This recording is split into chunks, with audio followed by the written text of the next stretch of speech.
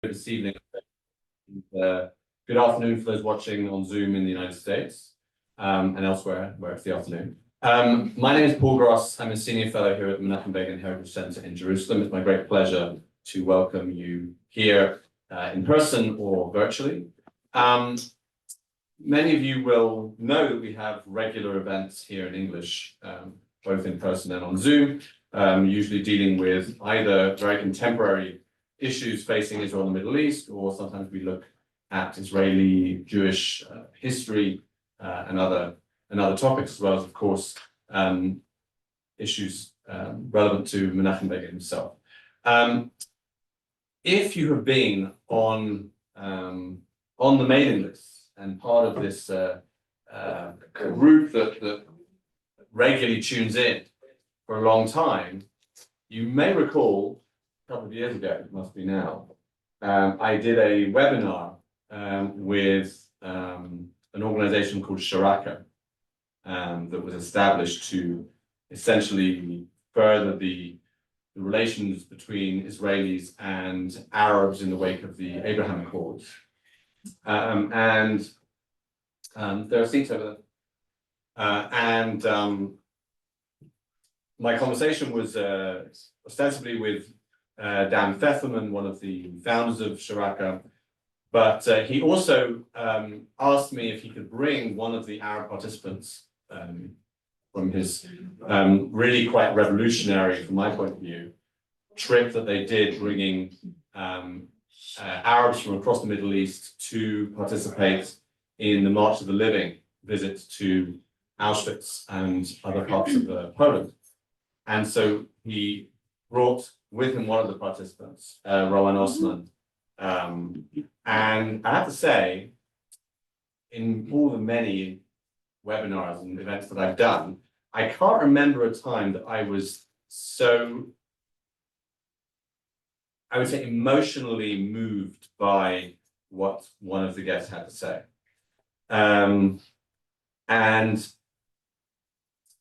since I've followed Rawan's career online and was delighted that she came to Israel to visit us, and obviously leapt for the opportunity to invite her to address people here in person.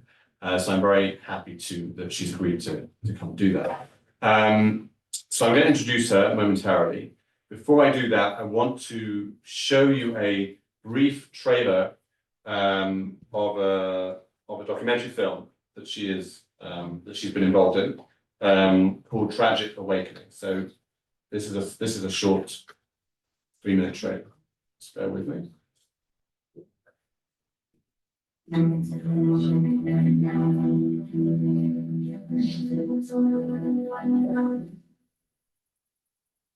grew up in Lebanon and I hated the Jews. I was told that the Jews are evil, that they hate everybody, and they would do anything to achieve their goals.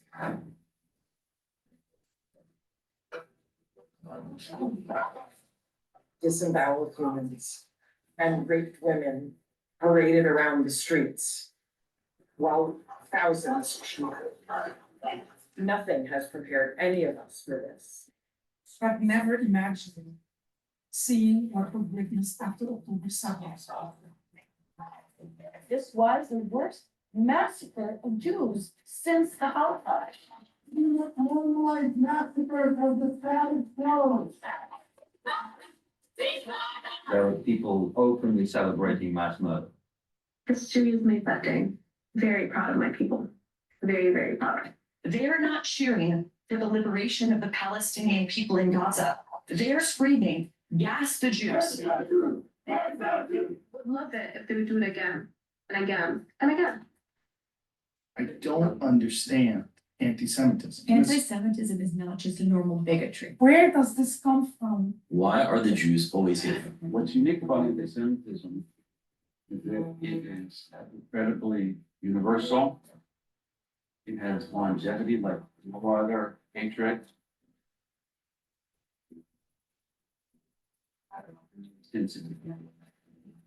I found myself on a quest to try and understand anti-Semitism. The Jews are blamed for all ills of the world. Why? Anti-Semitism requires a different type of explanation. When you see it so stark, you ask the question, so what is it? On October 7th, the world was forced to make a choice. When a society starts to indulge in this lurid, paranoid fantasy, every other hatred comes next. You think it's an accident that Iran, North Korea, Cuba, Venezuela, they hate Israel? Every person has to choose the side. Hitler somehow figured it out. The rabbis of the Talmud and Adolf Hitler actually agree on the root cause of anti-Semitism. So Hitler didn't want to kill the Jews because they were bad. He wanted to kill them because they were good.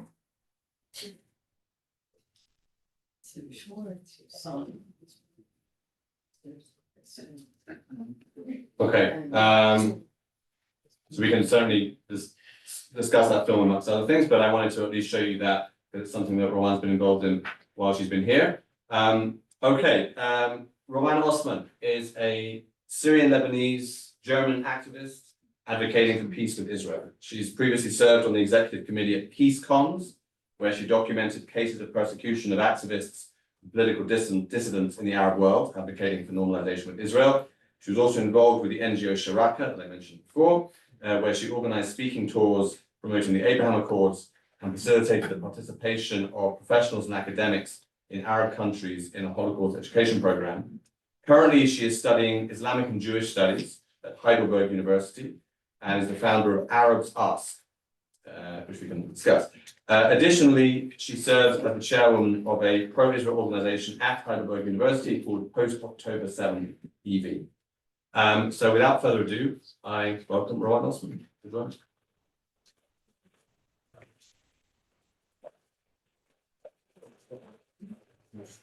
Okay.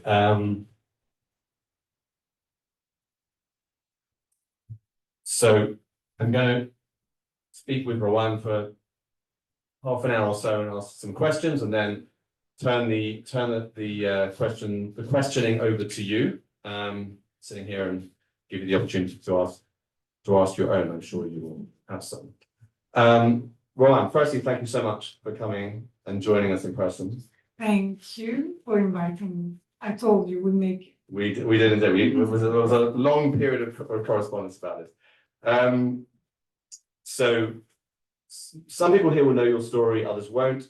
You've told it a million times. I know what you're talking about. but I do want to say, because even those that don't will have seen in the trailer, you mentioned that you grew up with a very particular view of Jews.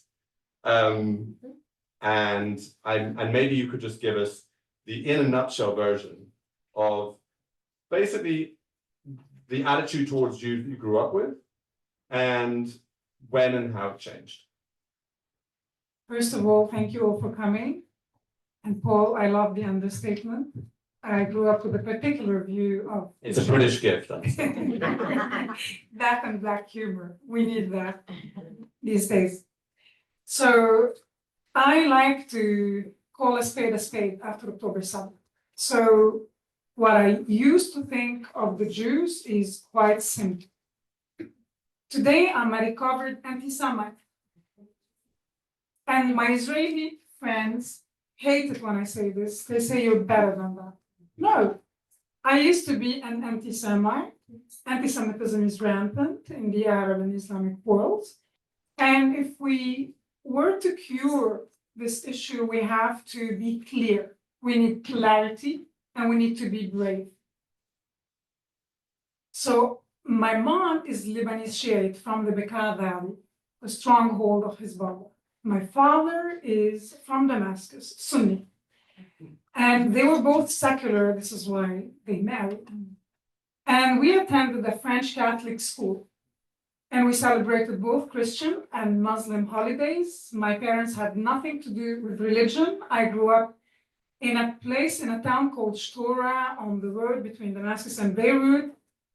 Maybe among you or some special forces of the IDF. They always tell me, I know where you grew up in the 80s. So although I grew up in a secular middle class, there was a consensus on hating the Jews. Even at school, and I like to tell this story because it illustrates our reality. Every Pesach, Easter, the entire school used to gather at the theater and we used to watch the same film every year about the passions of the Christ, not the one Mel Gibson made, an older one, but not less graphic. And the conclusion after watching the same film year after year is, when you go out and you see the statue, Mary, blonde, of course, baby Jesus, blonde, of course, you conclude that the Jews killed baby Jesus. Why would they do that? So I grew up with many versions of anti-Semitism. And to add the cherry on top, I've been living in Germany for 11 years. So I'm an experienced anti-Semite. And just in my 20s, when I moved to France, I was 25, 26, was the first time in my life I see Jews. And on the first day in Strasbourg, near one of the biggest synagogues in the world, I went to buy grocery and I was happy because I found everything I needed, the ingredients, the same spices. I didn't connect the dots until I saw ultra-Orthodox Jews, 4 men, enter the store and I had a panic attack. And this is the story I always tell. It was the first and the last panic attack I had in my life. And as I left my stuff, ran out of the store, went up to my 3rd floor to my bedroom, locked the door, although they didn't look at me. And I was embarrassed when I looked in the mirror. And I was thinking, why did this happen? I'm fearless, right? And I realized it was the first time in my life I was sharing the same space with the enemy. How was it? Why were they the enemy? Just let me finish the story. You asked for it. Yeah. When I went back to the store, thinking, I have to see the storekeeper every day. How stupid was that? So I went back, the men were gone. I told him that I forgot my wallet. And he knew that I was lying. He asked me where I'm from. I told him it's my first day. He understood. And he was very pleasant, helped me with my bags. And on that day, he converted me from an enemy to an ally through kindness. Had he told me, you're all alike, what's wrong with you Arabs, I don't know what, you're not, my life would have completely changed. He converted me and I had to acknowledge his kindness and go and find out why are the Jews my enemies. And you did some research and discovered that things were not quite as you had been told by your teachers and others in Lebanon. Interestingly, when I tell people that I have the chance, the privilege in Europe, having access to uncensored information to understand that we were brainwashed. And they don't really understand what I mean by uncensored information. So here's an example. Did you know that Wikipedia is banned in Turkey today? This is what I mean by censorship. What people see on YouTube is not what you see in the US, like what Syrians see is different. There is censorship. So the Israeli narrative has always been omitted from our existence. Your voice doesn't exist. So I believe whatever Hezbollah tells us. There's obviously more we could talk about. And as you've mentioned, Lebanon and Hezbollah, I don't want to ignore the elephant in the room of what took place yesterday and the day before. And I'm interested in your take on it, both as someone that knows Lebanon very well, and obviously, presumably, has feeling for that country and the people of Lebanon, and also someone who, unlike me, can listen to Hassan Nasrallah's speech today and understand it all. What are your thoughts? After this genius attack happened, because it was precise, I went to university. I'm at the Hebrew U. I have an UPA. Can I brag? I'm already in Ahmedali. I say this to incentivize all Israelis to learn Hebrew. If I can do it, you can do it. And the teacher wanted to acknowledge that something terrible happened in Lebanon. And she asked me, is everyone okay in your family? And my answer was simple.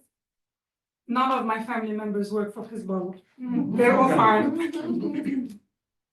Still, nevertheless, watching what happened is heartbreaking because it came across as pathetic nation. That said, I would rather see this than wake up to the news, okay, Israel decided, okay, enough is enough. Now we're kicking your butt. Like, let's remind you what happened in 2006. And I do understand now that I came a long way from being an anti-Semite. I do understand that Israel never has the intention to kill civilians. And that is damaging to Israel even more than it is to the enemy. But sometimes they would need to destroy the infrastructure in order to block the corridor between Beirut and Iran. So I'm much happier seeing what happened, them like the pagers exploding, than watching the news and seeing that the infrastructure is destroyed because the Lebanese suffer enough already. And this is something the world forgets about. I'm half Syrian, half Lebanese. So when the Palestinians expect my sympathy, my response is, cry me a river. What did you do for the Lebanese and the Syrians? People can't find cancer treatments. People die like stray dogs for years now. And you want my sympathy after what you've done on October 7th? Cry me a river.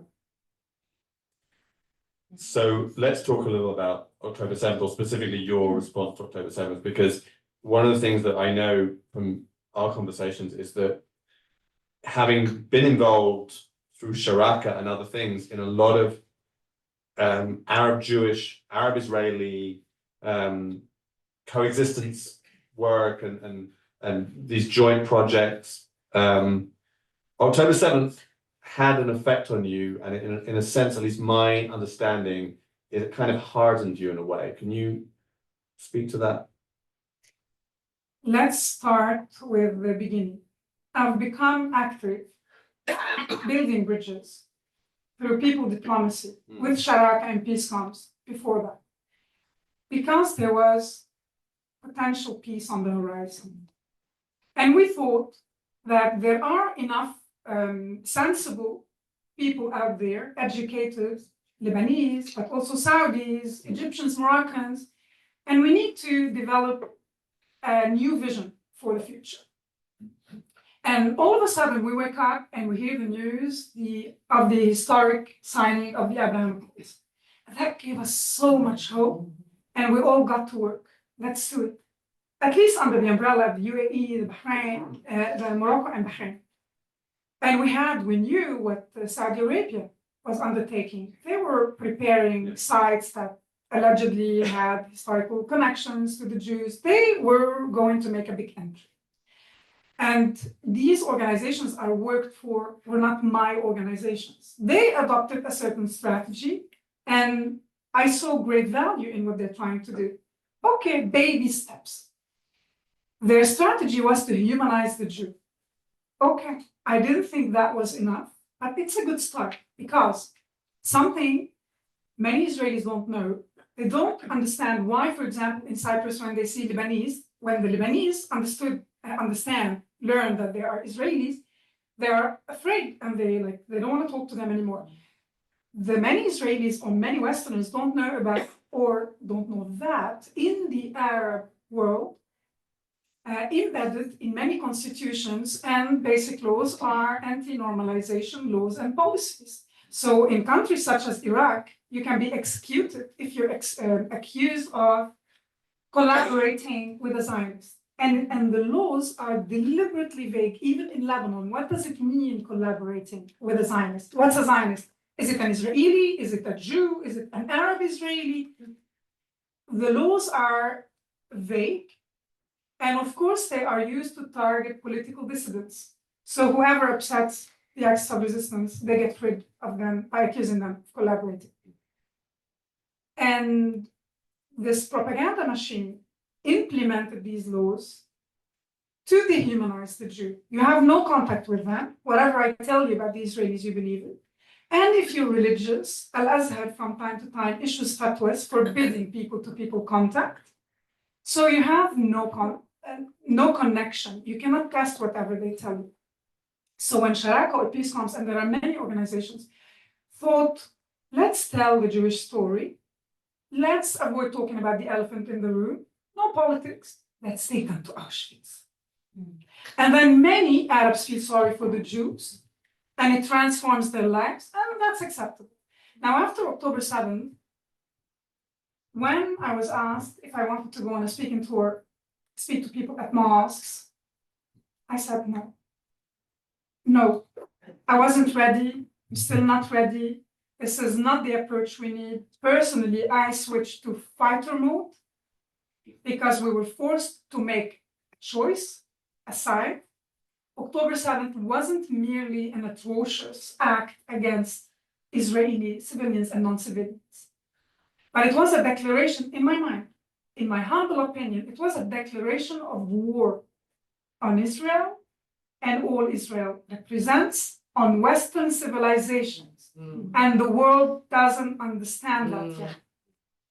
Personally, I founded my own project, and I am very clear and confrontational. The Palestinians need a solution, yes, but they don't need a state. They need to grow up. They need to stop throwing tantrums and say clearly what do they want from the world. Go find your statement, because building a state is not a joke. That said, it hurts me when I speak to young Jews, young Israelis, or Jews elsewhere, who take the state for granted. And I ask them, have you ever tried starting a book club? Do you know how difficult it is when everybody has weird and wonderful ideas and trying to agree and start a base, a fundamental need to build upon? This, in spite of the Holocaust, the Jews established a Jewish state, and that we will defend with all our might for what it represents for us as human beings who identify with the Western values. Fair. Thank you very much for that.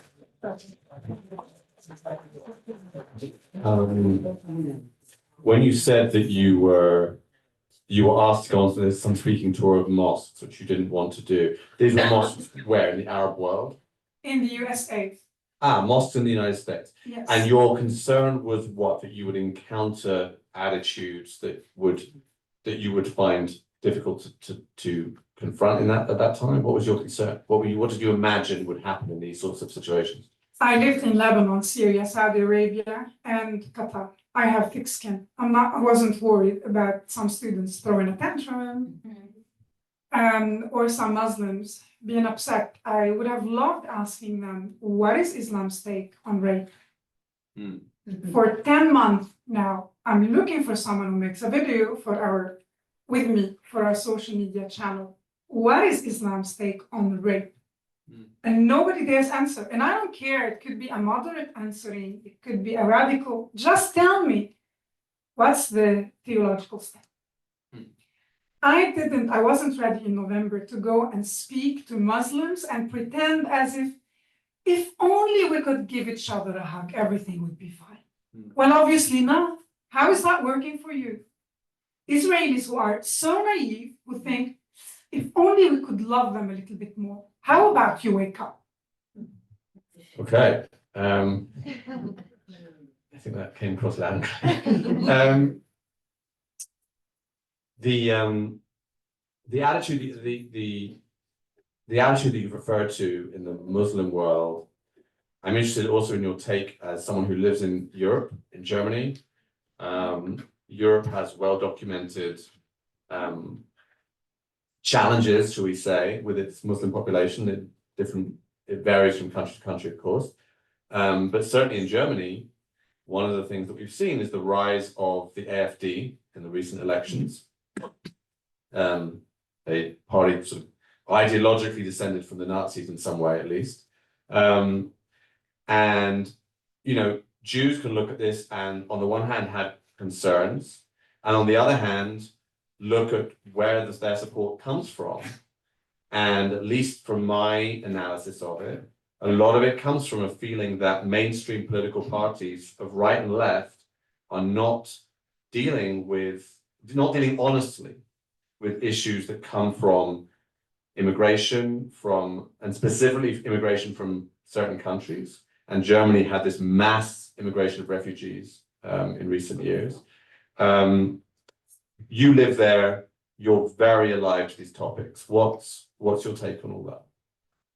When I was an entrepreneur living in Germany, happily minding my own business, and Angela Merkel said, "Wir schaffen das. We can do this." My reaction was, I admit that I think the world let the Syrian people down. And we're paying the price until this day. I agree. But when I heard her saying this, I thought, oh, I really hope she has consultants who tell her what she's inviting into this country. I mean, especially for someone who learned the German language. It's a pain. I was thinking, now I have to leave.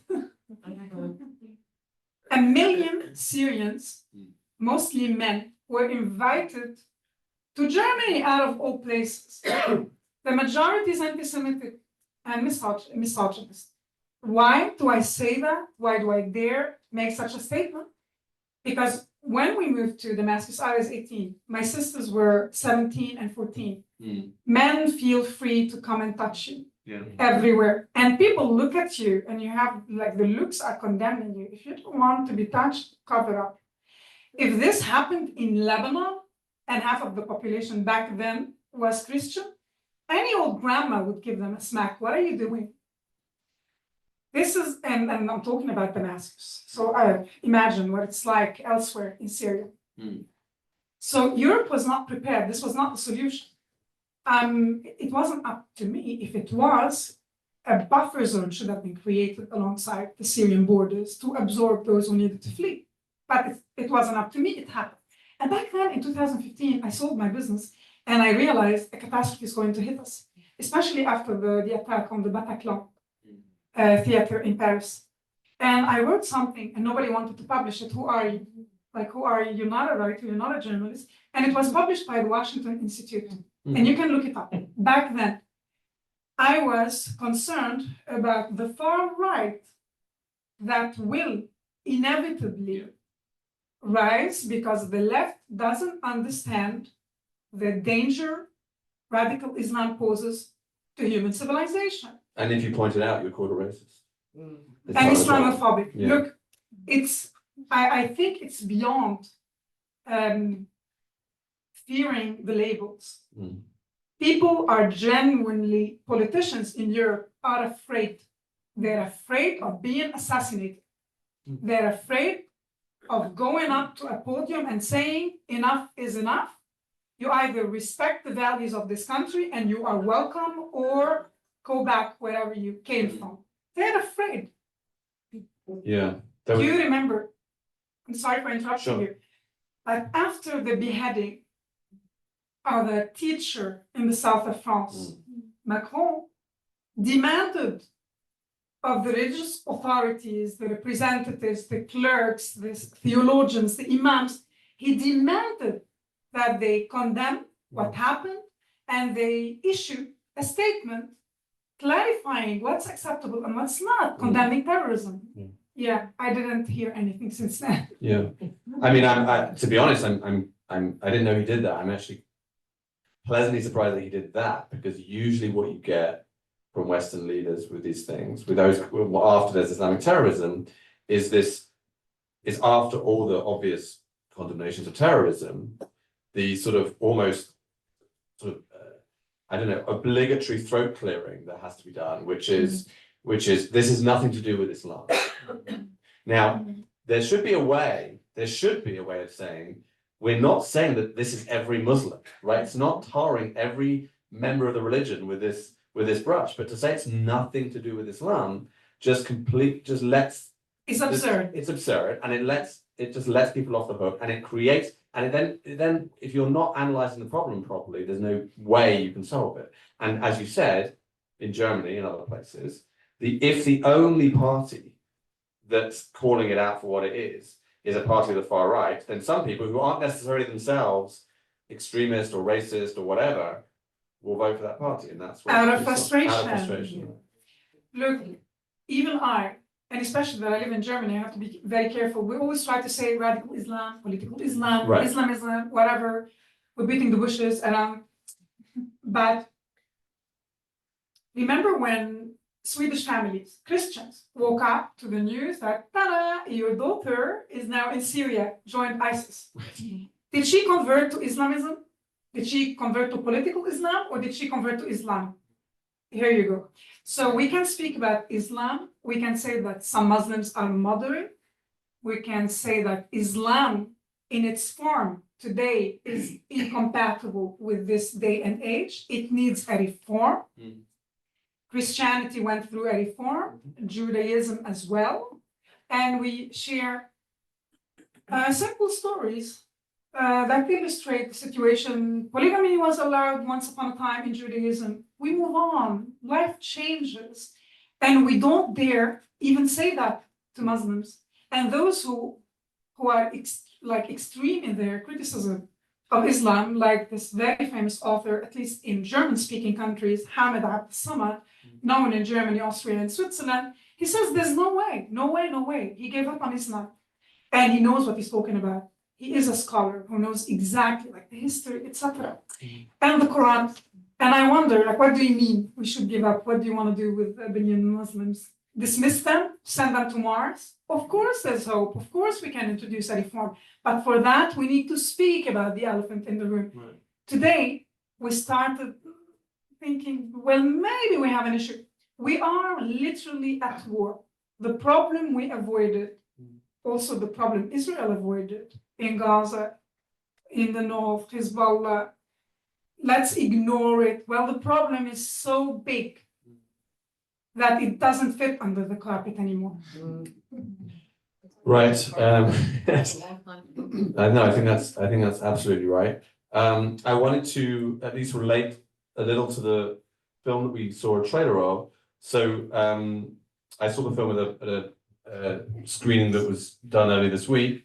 The film itself is not primarily about you and your life. It's about this question of anti-Semitism and where it comes from, and it offers this particular explanation for it. But I'm going to ignore any modesty you show here. You're the star of the show, or you're the star of the film. So how did you get involved, and why do you think the makers of the film wanted you to be so front and center in this film, which is ostensibly about anti-Semitism? Yes. So I got a call in April from a friend, Rabbi Raphael Shor. If you don't know him, you definitely know Dr. House, the series, the show. His brother is the producer, and Raphael makes documentaries, a different type of movies. He called me and said, how soon can you come to Israel? I said, I'm coming in the summer. He's like, how soon? Like next week. So Tuesday, I came to Israel, 4 days later. And he told me, we're making a documentary, a celebrity agreed to narrate it, and she changed her mind. She just canceled them all. And for the last 3 weeks, we've been discussing with another rabbi, a friend of mine, who has an organization called Aseret. Please look it up. It's brilliant. We decided with the team, you'd be the best person to narrate it. And I said, okay, it's on October 7th. I'm not Israeli. I'm not Jewish. Yeah. So to be discussed. The audacity, how can I be the voice of Israel? I can't do it. And he presented an argument, and I thought, okay, if this is gonna incentivize the Arab world to watch, let it be. So I came. And when I arrived, the filmmaker, Wayne Kolping, said, I'm really happy you came on Tuesday, because on Wednesday, we're gonna meet the star of the movie. And I told him, I'm happy to meet the star as well. He said, it's you. What do you mean it's me? Misunderstanding. I'm not an actress. And narrating, and you teach me how to do it. And then he told me that they thought by embedding my story, by using it as a backbone of the film, they will tell the story of anti-Semitism. And I myself, having been the fact that I was an anti-Semite, I recovered. They wanted me to accompany from time to time you see glimpses of my story, to give hope to the Jews, because it's really depressing when you see what happened on October 7th, but to give hope that there are allies out there in the world. And the message we wanted to send, especially to the young Jews, there is nothing wrong with you. You have nothing to apologize for. There's everything wrong with the world.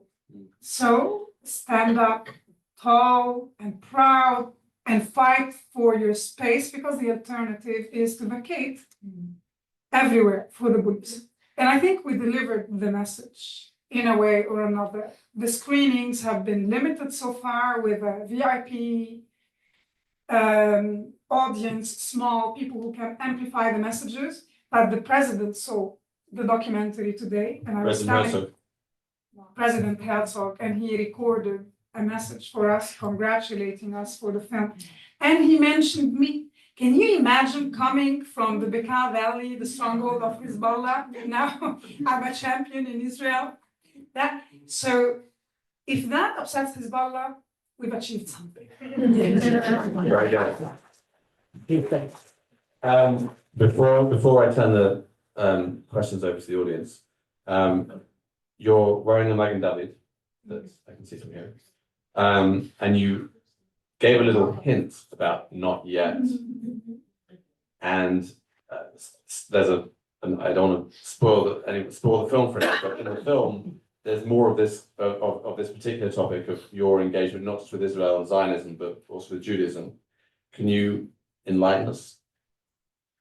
Yeah, it's a spoiler, but it's okay. So I was an atheist all my life, and I started wearing the Magen David when I was still an atheist. And I chose it because for me, it's the most beautiful symbol, and it is the seal of the Zionist project. And I'm so proud of wearing it. And it reminds me when I look in the mirror that every dream is possible, even a dream the size of Israel. And slowly, when I took Jewish studies, I took some classes that we had to take, but it's general, Jewish philosophy, Jewish thought, Mechinah, the Talmud. And I found the light.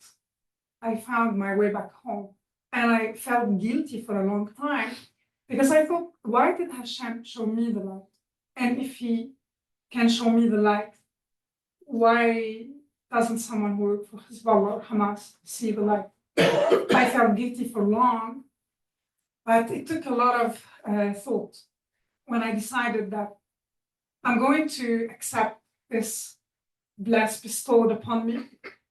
I'm going to embrace it, and I'm going to convert and make Aliyah. B'ezrat Hashem. Before October 7th. After October 7th, I decided to share that with the world, because it was important to tell, especially the Jews, that there is so much value, wisdom, there's so much light in Judaism that it shouldn't be my dirty secret. And it shouldn't be an identity you have to hide, you have to conceal, because some angry Arab might throw attention. It's something that we need to preach and invite people to wait and think, to share the universal morality that was offered to the world on Mount Sinai, instead of thinking we are culturally different. No, the Jews don't have another point, another reason why I wanted to share, is that Khalid Mishal claimed on October 23rd, if I'm not wrong, that they had to commit what they committed on October 7th because they knew about the Talmudic conspiracy aiming to destroy Al-Aqsa. I was thinking, nobody called that absurdity out. Why would the Talmud mention Al-Aqsa? It kind of predates it. to begin with. And he implies that the Talmud is a tiny little book, like the protocols of the elders of Zion, right? And Hamas has access to it. If you knew what the Talmud is, you wouldn't even mention the Talmud. And in which language did you read it, please? So it was important to tell the world the Jews don't have a monopoly on this land. You're welcome if you want to join these people, if you can cope with the internal bickering. I was going to say that You can learn the language and go ahead, read the Talmud. Okay, I think that deserves a round of applause as well. I assume that no one is in any doubt as to why, as I said earlier, I had a particularly strong emotional reaction to when I first heard Rawan speak on the webinar a couple of years ago, and why I needed to invite her to speak to you all. Okay, let's see some hands up. Goodness. Okay. It would be easy to say who doesn't have a question. Okay, this lady here in the yellow jacket. Thank you. That was wonderful. Thank you. Your parents and siblings, how are they relating to your journey? Wonderfully. My father passed away. My mom lives in Germany. My direct family lives in Europe. My mom blocked me on October 8th because she couldn't believe that I believed Muslims could do what Hamas has done on October 7th. Obviously, it did not happen. So she chose to live in denial for many months.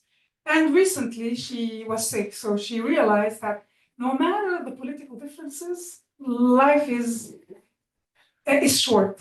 Let's put it this way. So the rest disagree. I lost a lot of family members who are still alive. Imagine what I said. This is crazy. And a lot of friends, but I also made a lot of new family members and friends. Okay, thank you. Lady Anne. Yeah, so I can kind of piggyback off of that question, but how does your family feel about what happened to the Christian Lebanese by the Palestinians? Do you have stories about that time? Do they have opinions about that time? That's a complicated question because until this day, nobody talks about the elephant in the room. The left and the right do not agree on what happened, what caused the civil war in Lebanon. So some think it was caused by the PLO and their allies, and some think it was caused by Israel because if Israel didn't exist, the PLO wouldn't have to fight, etc., etc. Okay. Yes. Elon with a cap at the back. When you're trying to educate the anti-Semites out of their state of mind or echo chamber or whatever it is, how do you get them to filter? Because I find this very difficult. How do you get them to filter misinformation from information or propaganda from the truth? For maybe our audience on Zoom didn't hear that. So the question was how, when you're speaking to anti-Semites or people that you want to convince them to change their minds, how do you get them to filter out the misinformation and propaganda from the facts? This is very hard to do. Some people will never listen. They just hate the Jews no matter what. Remember how I said we didn't have access to uncensored information? I have less sympathy nowadays because we have social media. Everyone can speak to an Israeli. You can curse them, you will engage, and you can ask hard questions, and everybody can see both sides. Now, some people you cannot change, but many others, especially if I'm speaking to Iraqis, but mostly to Syrians and Lebanese, let's stick to that. I just ask them, what did the axis of resistance, this alliance of evil, what did it do to their own people? Is it really true that the champions of the Palestinian cause want self-determination for the Palestinians when they do not grant it for their own people? Is it true that Iran is concerned, they just want Al-Aqsa and they want justice for the poor Palestinians? When they killed their own people, they killed teenagers who wanted to feel air in their hair. So it's when I do this, I realize even if people don't necessarily immediately agree with me, that leaves them thinking, and that's a good start. Very good. Gentleman right at the back. I want people, yeah, that's good actually. People can stand up and project so that our audience on Zoom can hear. fascinating listening to you. I'd like to hear your take on the relationship between the people of Lebanon and Hezbollah. Interesting, yes. Lebanon is not like Gaza. The Lebanese are not like the Gazans. Many hate Hezbollah. Don't misunderstand me. Many support Hezbollah. After the attack with the pages, the explosions, many said anything for Nasrallah. Even those who are secular. It's okay. There's a camp who supports them, obviously. But there's a huge camp that's sick of Hezbollah. I dare say that many Christian parties are so sick of Hezbollah, it's been many years that they are arming their men and training them, and they're waiting for that opportunity to rid Lebanon of these backward, crazy, obsessed men and women. And in the event there's an escalation, you will see them joining the fight against Hezbollah. Interestingly, we always talk about Lebanon, about Hezbollah, about the people in Lebanon, and we all forget to talk about the Lebanese army. Lebanon is a state and it has an army. So in the event of an escalation, if the US wanted, they can support at least those in the Lebanese army who are against Hezbollah and rid us of them once and for all. Okay. Hope springs eternal. Yeah, at the back, yeah. A little bit of a follow-up question to the gentleman on my right. I'm sorry, it's just a stand-up. Yeah, thanks. I've been observing your stuff with Instagram and Facebook with the ArabsAsk product. Have you felt that's been successful? Have you been getting a lot of interactions and interest and real conversation? You said it was hard to get past initially the filter. Are you feeling like, because you're speaking in Arabic, is that moving the needle in any way? Maybe also explain a little what that is.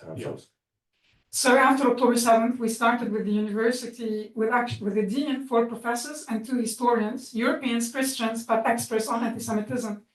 We started a project, got our funding, because I was watching what Al Jazeera is doing, and we cannot compete with Al Jazeera. Their budget is massive.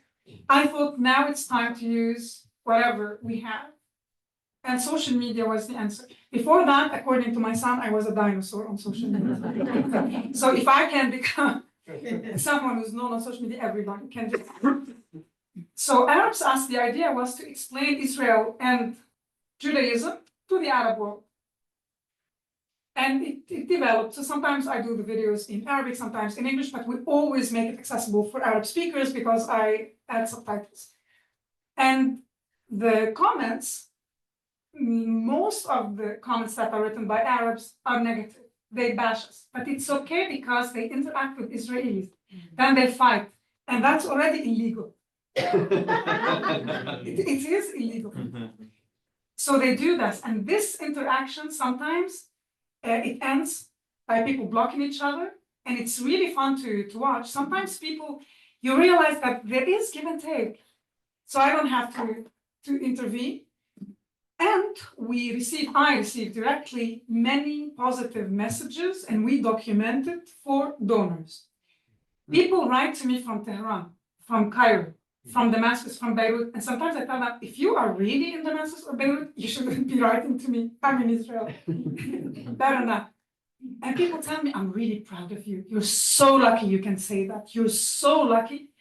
And sometimes people, I don't know, there's a lady who told me the story that she was raped, nobody helped her. Someone tells me how his father was killed under torture.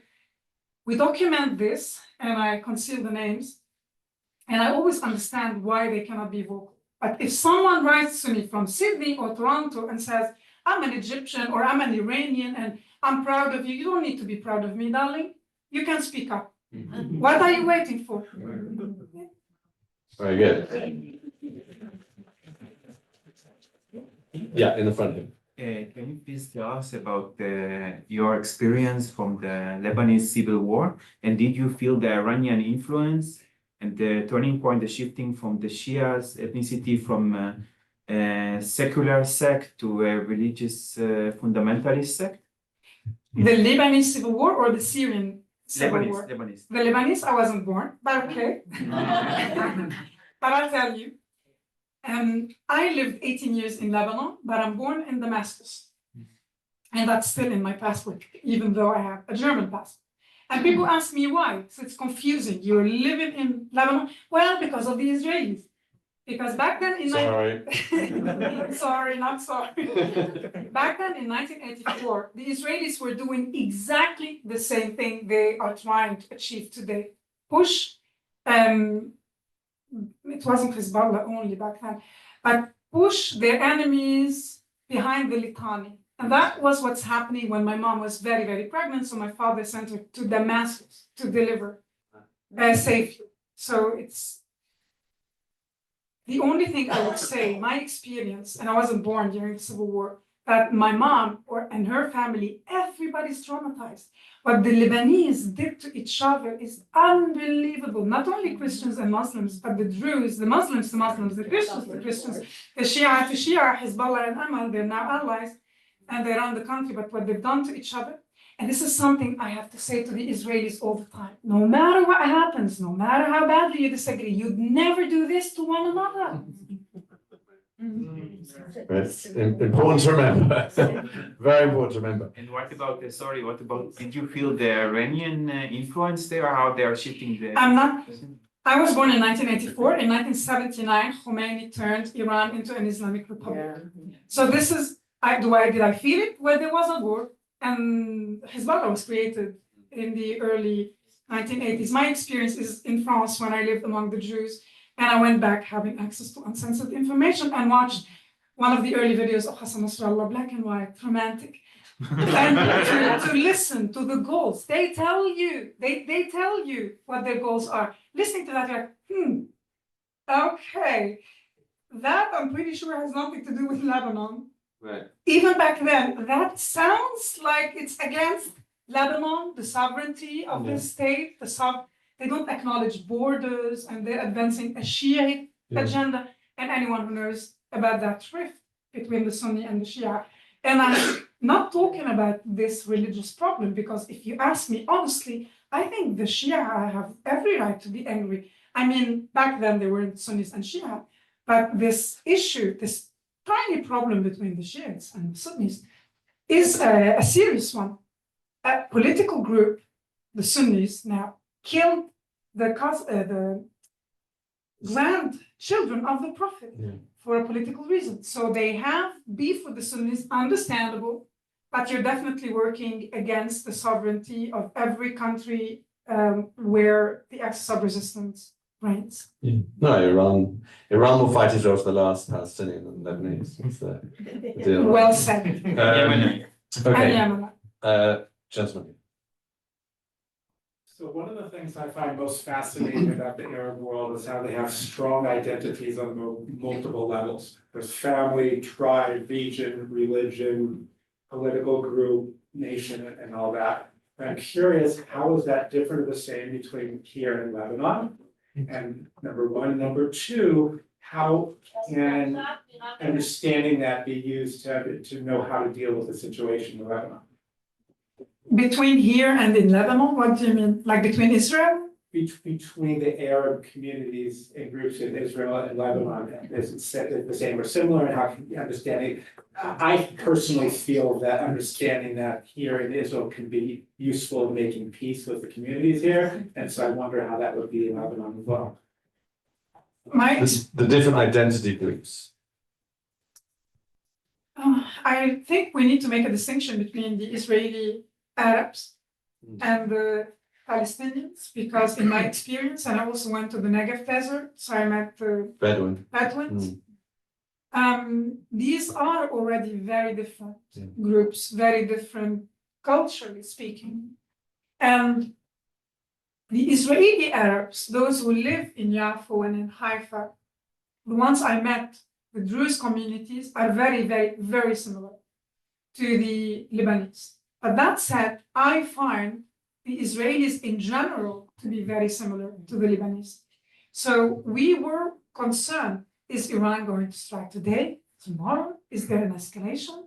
Is it gonna and still everybody was partying like in Tel Aviv. This is crazy. I came to Jerusalem and I thought, Here, the religious ones are more sensible. We went to Mechane Yehuda, they were dancing, they were enjoying it, all drunk.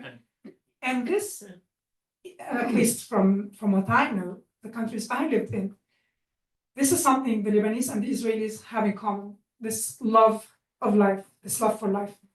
It wouldn't be, I wouldn't say they are similar to the Syrians, because the Syrians are more conservative, more reserved, they would be more depressed, appreciating the seriousness of the situation, so they react differently.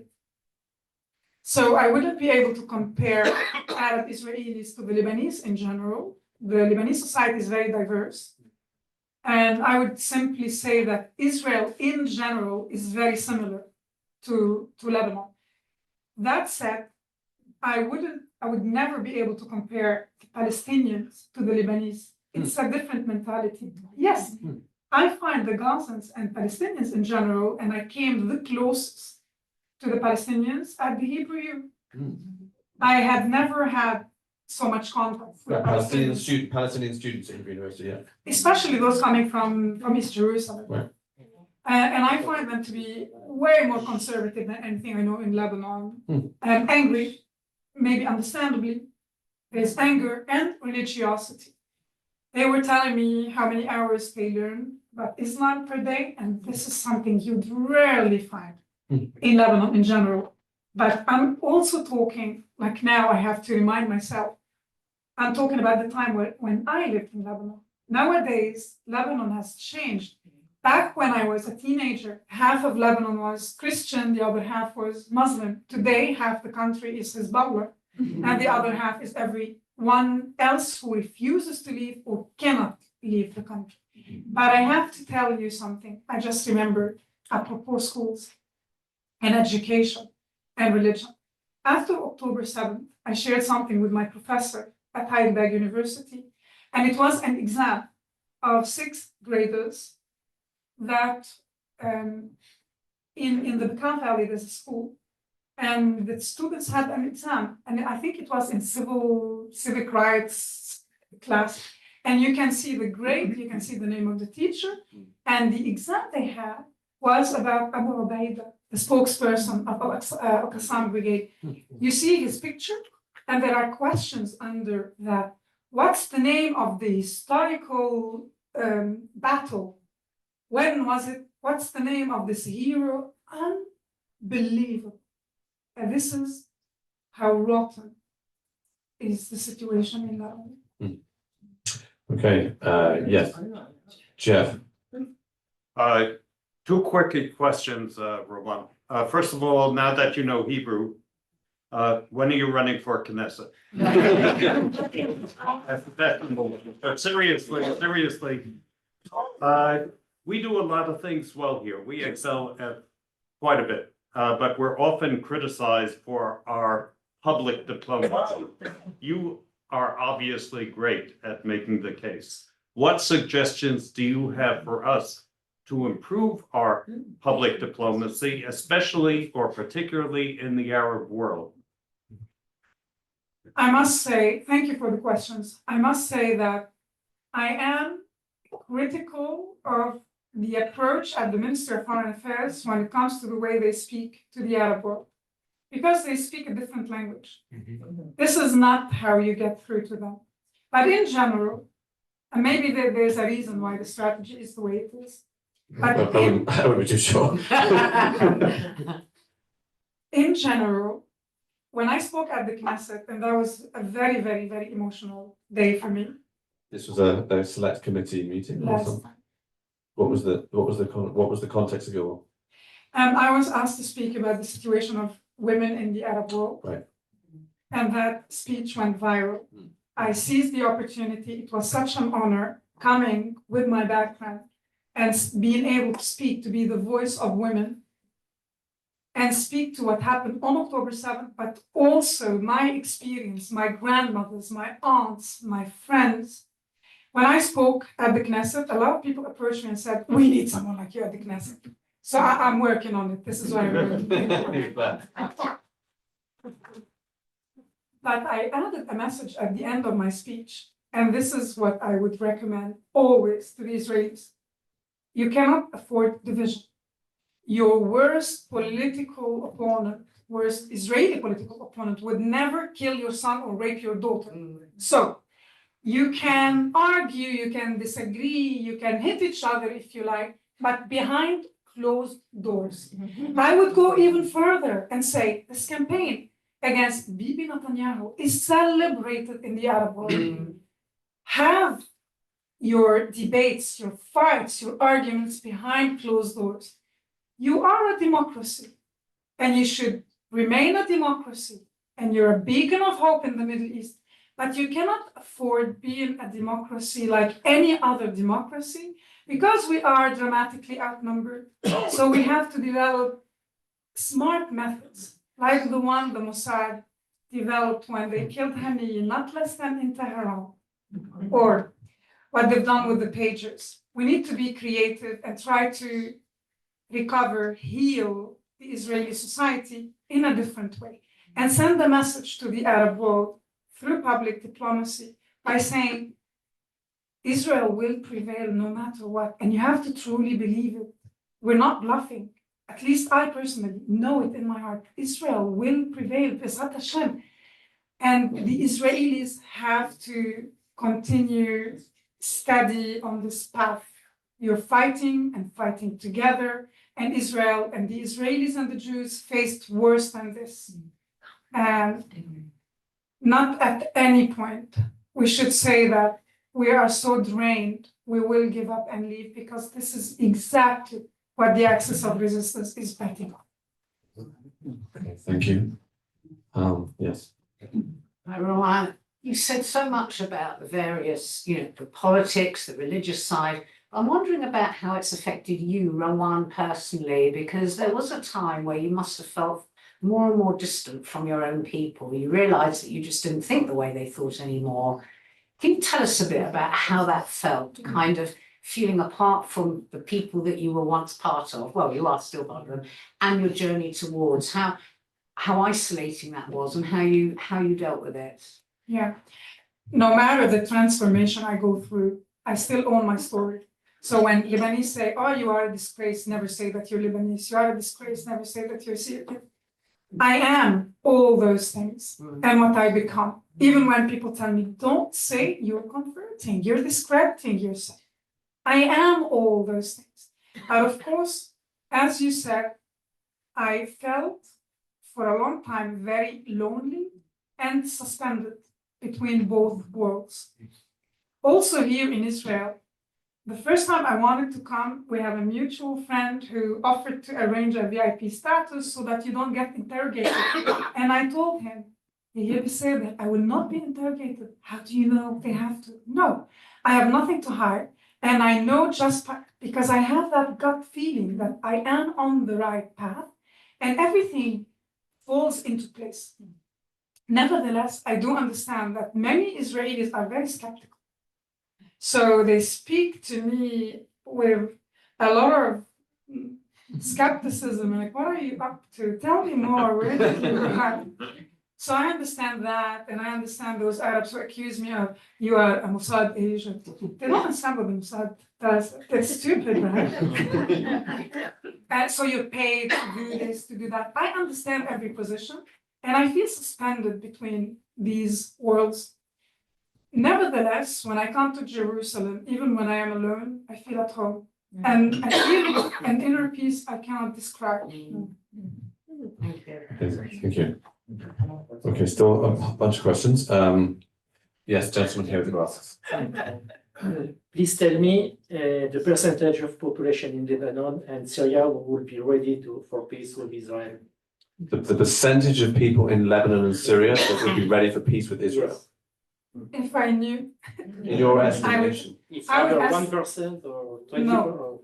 I would say 50%. 50%? Yes. Of both countries, Lebanon and Syria? With confidence, definitely. And in Syria, even more, because of what the Assad regime has done to the Syrians. They contact me from Latakia, from the coast, from Aleppo. They're not afraid, and they're sick of the axis of resistance. And bear in mind that Al-Assad governs over less than maybe half the country. Right.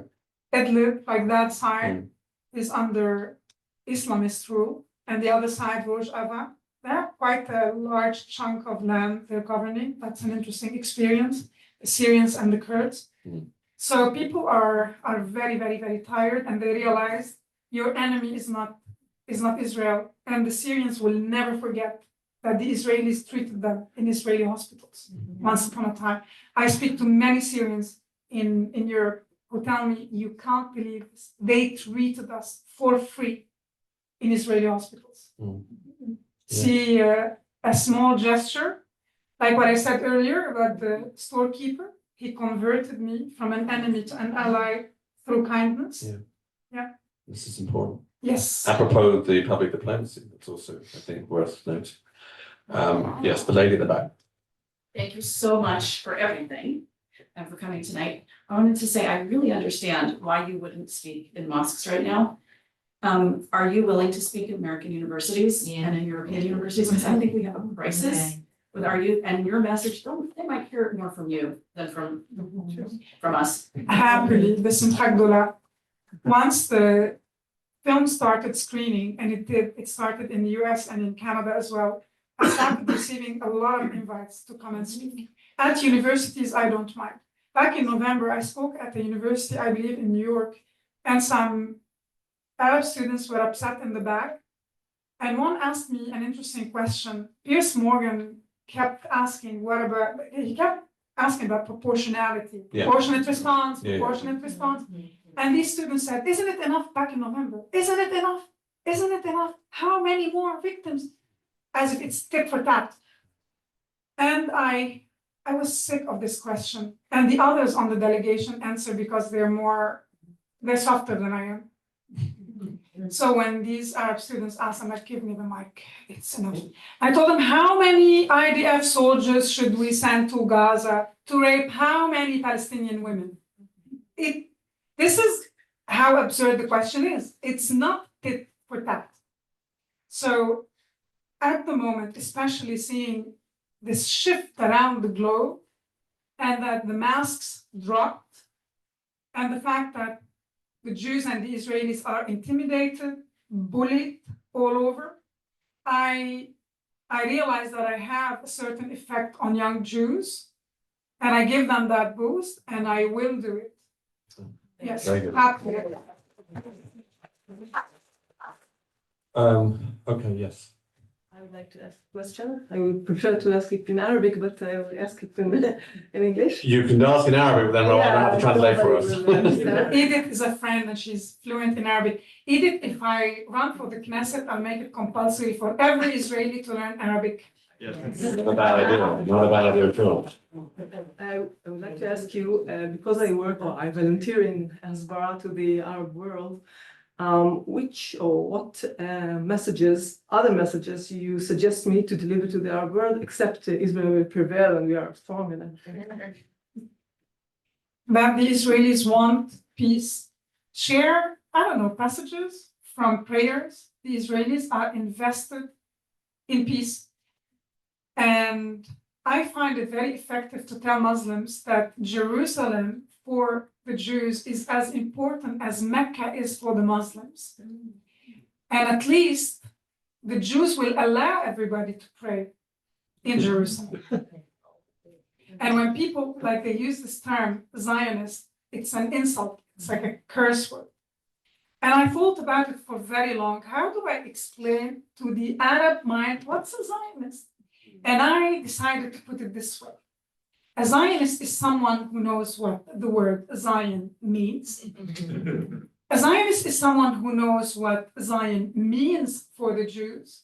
And a Zionist is someone who supports the right of the Jews to Zion. And I'm a proud Zionist. So keep saying that and it will get through their thick brains. Many are friendly and allies, but some are very hostile. And this sense of entitlement, it's ours, we will take it back. It's not yours, it is not yours, you will never take it back. So stop throwing tantrums and let's develop a new vision for a future. And we owe it, and the Palestinians owe it to their children.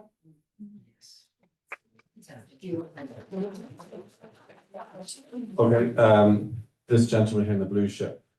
Can you talk about your feelings about the Israeli right and the settlement project of theirs in the West Bank, and how you feel about that? I am not an Israeli and I'm not a politician.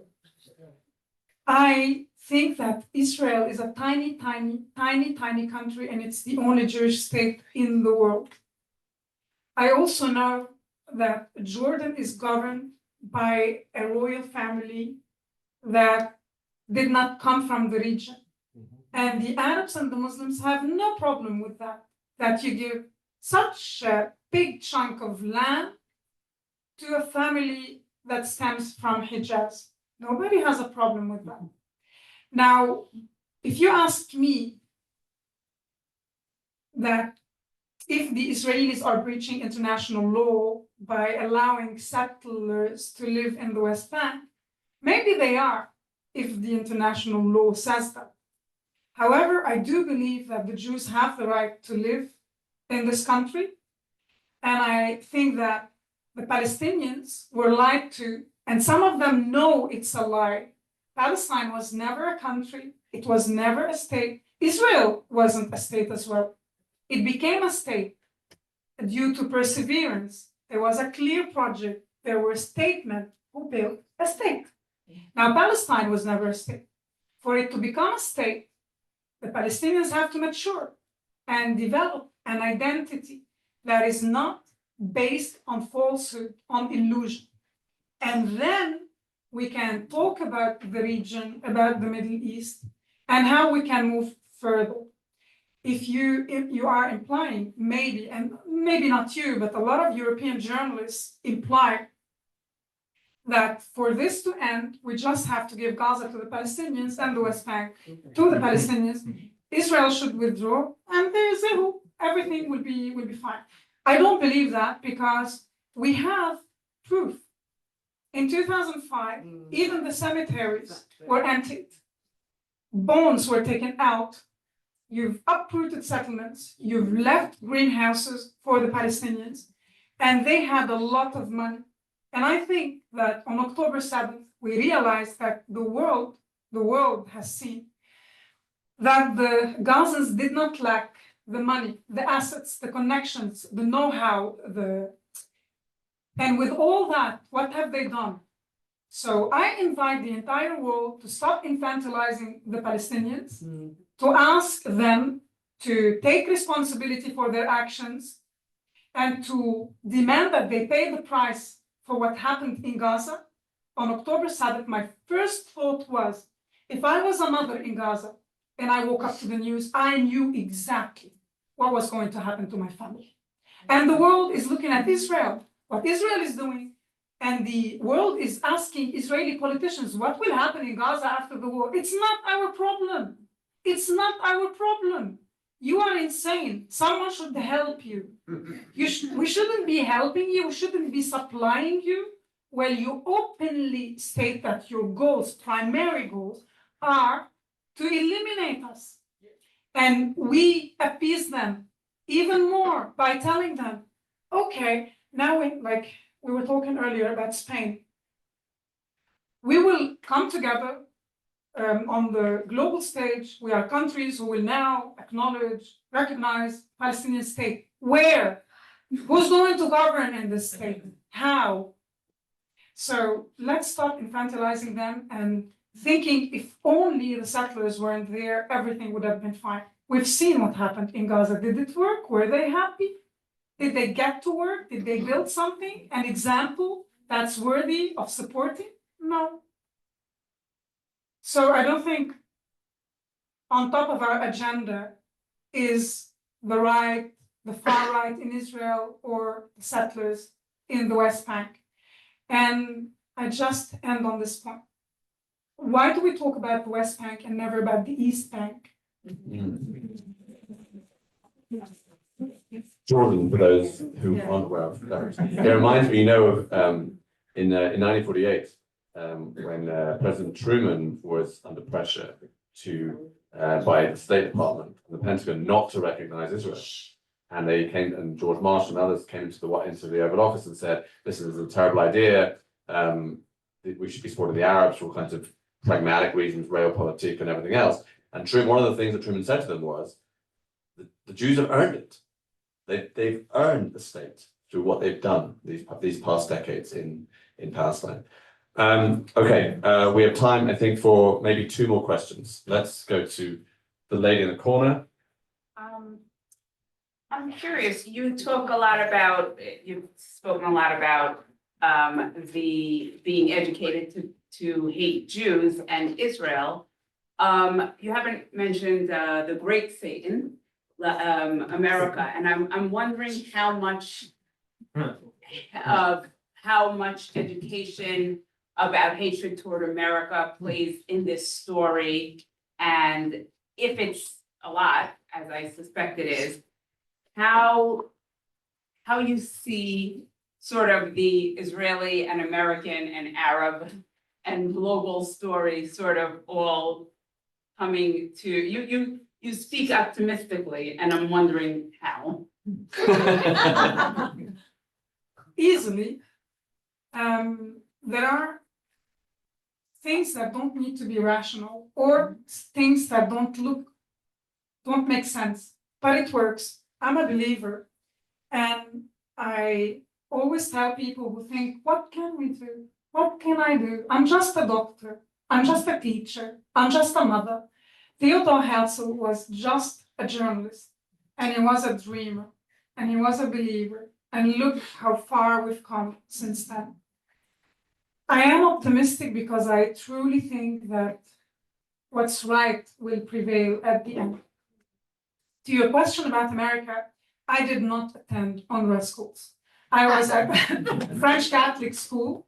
They criticized the West less than you'd think.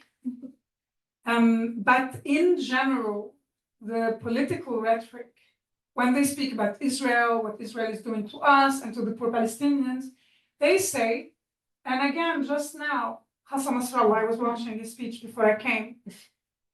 He said Israel wouldn't be able to do this to us unless they were supported by the West, and of course, primarily by the USA.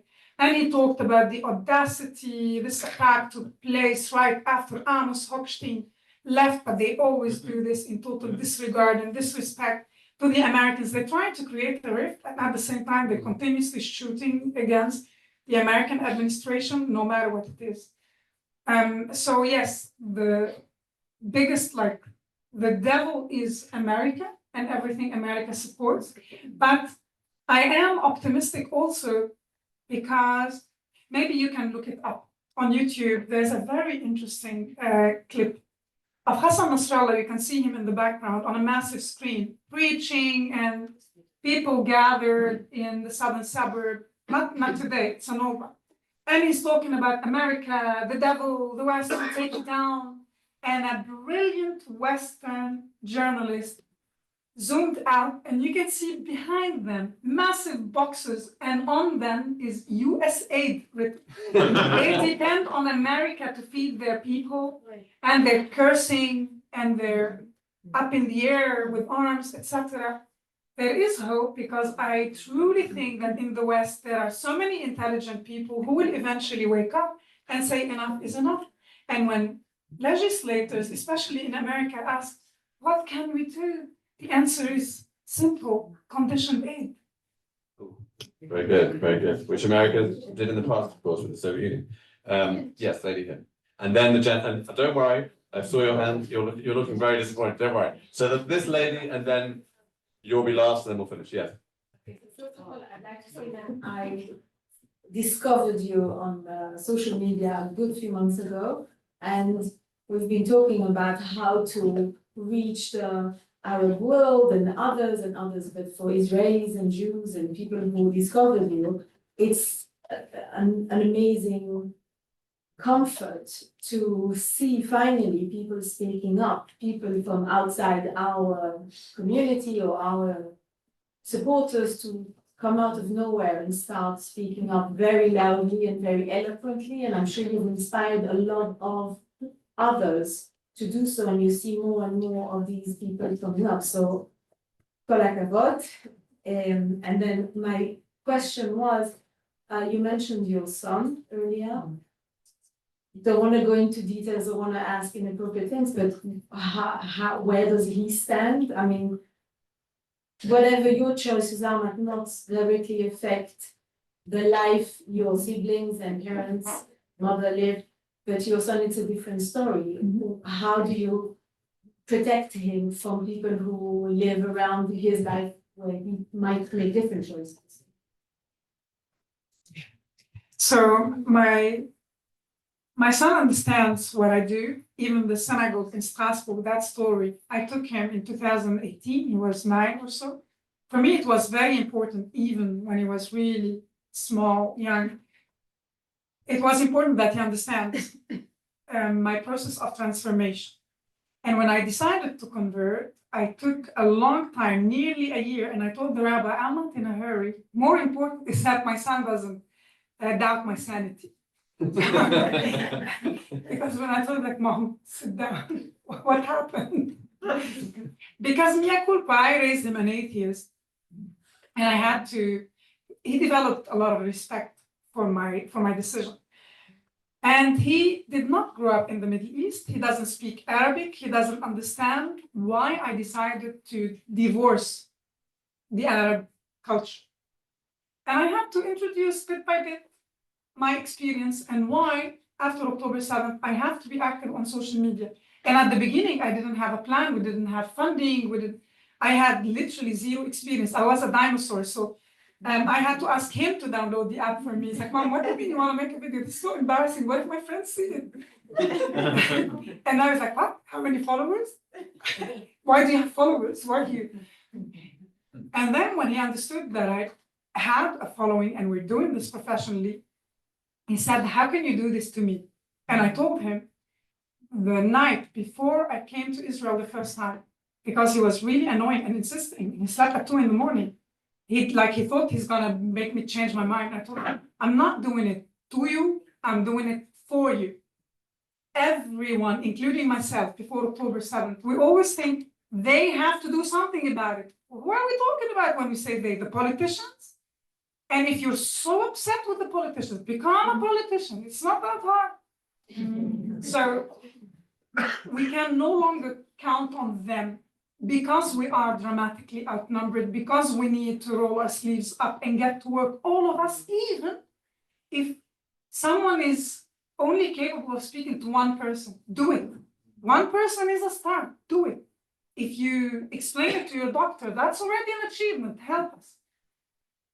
And I realized, this is why I have a large following, that people are desperate for these voices and it inspires the young ones. And especially as a mother, I felt the obligation to do that. And I tried desperately to get my son to understand what we're going through. And he's going to university next year. I know I look young, but I'm not. He's going to university next year. And he grew up in private schooling, in a sterile environment. He doesn't understand, why do we need wars? Can't we just get along? And I was a teenager and I used to think the same way. And I couldn't explain it. So I told him, you know what? I booked a flight for you. You're coming with me to Israel. And he said, what? I'm your only child. You said you love me more than anyone. You're taking me to a war zone? You're joking, right? I said, no, I'm not. You're going to spend 6 weeks in Israel. Like, why? So we came on the last flight from Germany, Lufthansa, on the 29th of July, and he spent 6 weeks in Israel. I left him at the kibbutz for 2 weeks. They pierced his ear. When I saw the picture, I couldn't breathe anymore. And the lady sitting next to me has 9 kids. I told her, Rebecca, I showed her the picture. She told me it could have been a tattoo. He was bored. Sometimes he was really concerned because we were watching the news every day. Will something happen with the Lebanese, with the Iranians? What do we do if we hear a siren? And the first time we heard the siren in Jerusalem, and we were on the 13th floor, I didn't ask them where to go to. And he told me, I'm pretty sure, first we panicked, and he's like, I'm pretty sure this is the Shabbat siren your friends were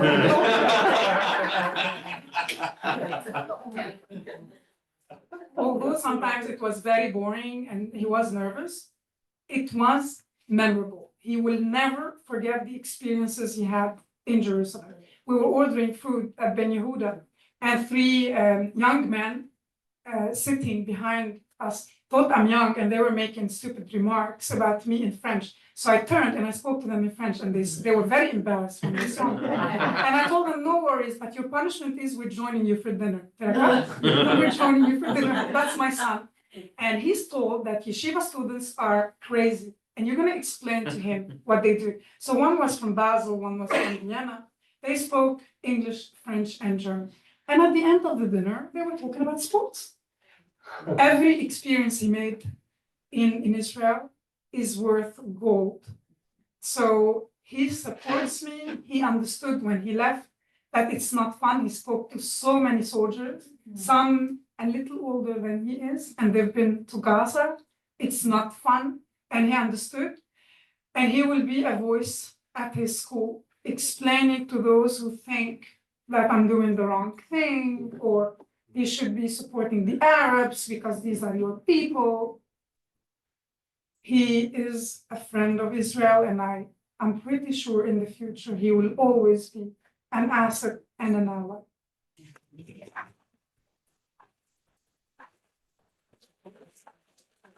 Okay, very last question. Go for it. No pressure. I wanted to ask about your experience meeting the first Jew, this storekeeper, because I can't feel like you could very easily interpret it as, okay, maybe he's just a nice person, he's an individual. I'm sure that even, I don't know, the worst figures in history, like the Nazis, some of them were probably also nice face to face. But as a culture, as a religion, as a group, whatever political ideology, they can still be bad or the enemy. It would be, I think, even more natural for someone from your background to think like that. Maybe because you're both in Europe, so you're different, whatever. But you didn't.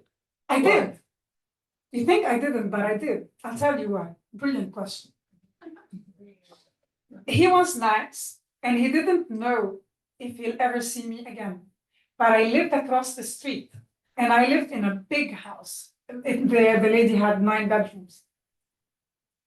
And the lady was offering the bedrooms for students because she didn't want to sell the house she couldn't maintain anymore to the Jews.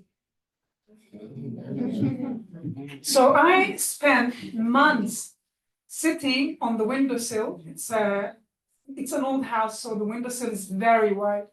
I sat there and I watched the Jews, and I had endless monologues thinking, maybe these are nice, but the ones in Israel are the monsters. Maybe they are pretending to be nice, but they're not really nice. And I asked my partner back at the time, I just don't understand. Why are the Jews obsessed with this museum? Like, aren't there other museums in the country they can go to? And he told me that's their synagogue.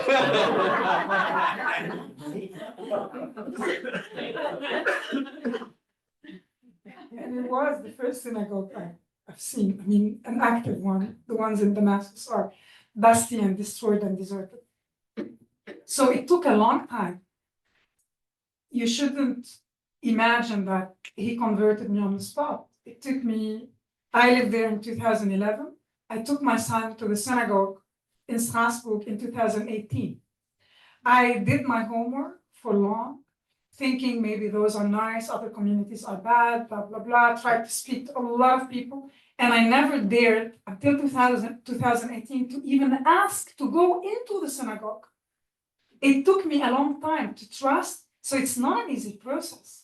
When I wrote to them, they kept ignoring my messages. And then I wrote a letter, and I sent it per post, explaining how the synagogue transformed my life, why for me it's very important, and why I need someone who speaks English or German, because my son is there, and it's really important for him to understand in his 8. And I sent them a copy of my passport. I'm safe. And they gave us a private tour. They didn't take money. It took ages. And the man, of course, who gave us the private tour only speaks French. And I said, did you not read that bit about it's important that my son understands? And he was so pleasant. The private tour took forever because I had to translate everything to my son. And Adam could ask whatever he wanted, and the man was very patient. So they appreciated how important that was. And until this day, it's 2024, I haven't spoken in Strasbourg yet. It's about time. I went back to the it's not a supermarket, to the store, to explain to the man his effect on my life with my son. But now, unfortunately, this lovely store is turned into a Carrefour Express. And I'm pretty sure we can find the man if we ask the rabbi. So it wasn't overnight. Of course, I had to read a lot in order to detox. Yes, to detox from anti-Semitism. Very good. So you discovered that the French Jews weren't monsters and Israeli Jews are. The only monsters are those in the kibbutz that pierced your son's ear. Those are the only, Yeah, absolutely. those are the only monsters. Okay, before we finish, where can our audience here and our audience on Zoom find you online? Where can they follow you? You go mostly to Instagram, Rawan Osman 2024. You follow me, you follow ArabsAsk, and you read the comments, see the interactions. Under one of our posts, a lady wrote from Canada that she's Palestinian and she changed her mind. She wrote about her transformation and she got like 3,500 likes. And I pinned that comment. The world is so desperate for those who wake up. So this is one thing. And then you go to Twitter, you look for me and you find a video I made as a reaction to what happened recently when the pages exploded. And that was seen so far by 600,000 people. It really upset Hassan Nasrallah's son. And I have like 20,000 likes. Yes. So this is how you find me. You look for me on LinkedIn and you follow and read the comments to see what we are slowly achieving. It's gonna take time. The donors always ask me, so how many Arabs changed their minds? I'm like, yeah, if it's that, where's my magic wand? It's a process that takes time and it takes perseverance. Well, you're doing an unbelievable job and we really thank you so much. And when you eventually make Aliyah, I suspect you're going to have many Shabbat invitations. But thank you so much, Rawan, for joining us. Thank you everyone for coming and everyone watching online. And have a great Shabbat. I second that because people start leaving. Thank you so much for coming tonight and for everyone who's watching on Zoom. Are you on YouTube? Are you on Facebook? I am on Facebook. Good. As under this name? Rawan Osman. Yes. Okay. Perfect. Good night, everyone. Thank you. Thank you.